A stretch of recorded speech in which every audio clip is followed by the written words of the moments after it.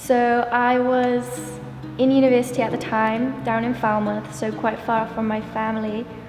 And it was very sudden. I was just suddenly very sad and tired all the time, and I would just be very emotional, and I was just feeling completely numb. And I thought, this isn't just a phase, this is something really bad.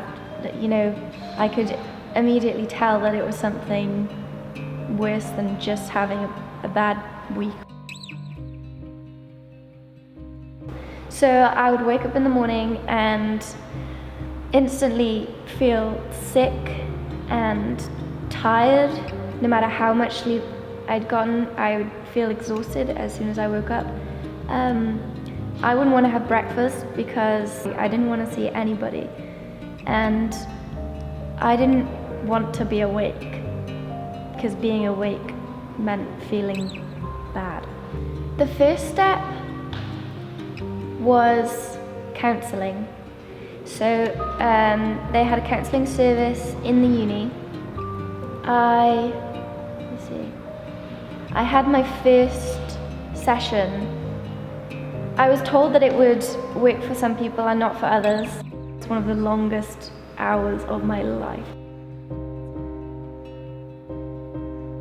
So I started taking medication. It was worse 2 weeks, but I was okay and I got through it. I was living with my best friend at the time, and she would make sure that I went outside every day. So that was a big thing. All I wanted to do was stay inside all day, but that would make me feel worse. Originally, I hated telling people. I was embarrassed.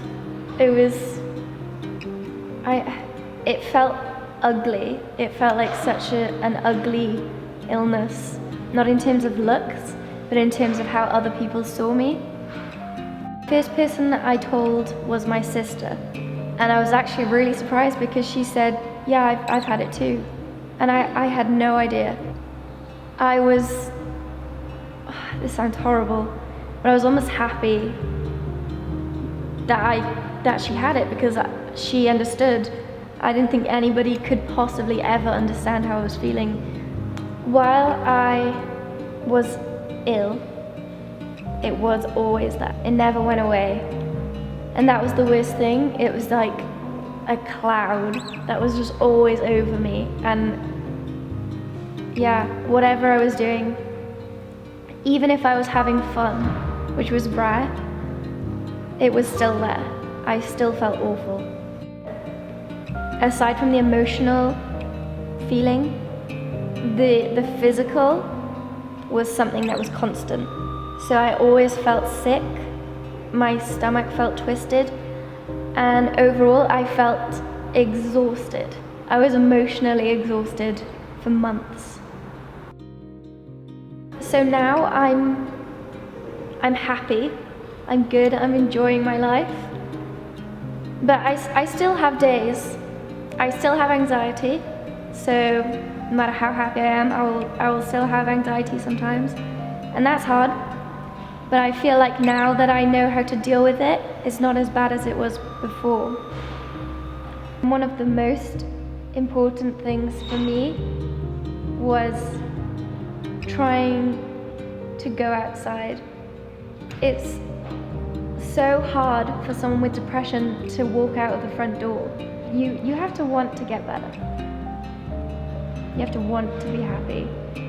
I wanted to be happy more than anything. I wanted it so bad I would do anything. I think it was actually New Year's Eve. I said to my dad, from now on, the most important thing to me is being happy. Nothing else is important. My name's Nikira, and depression does not define me.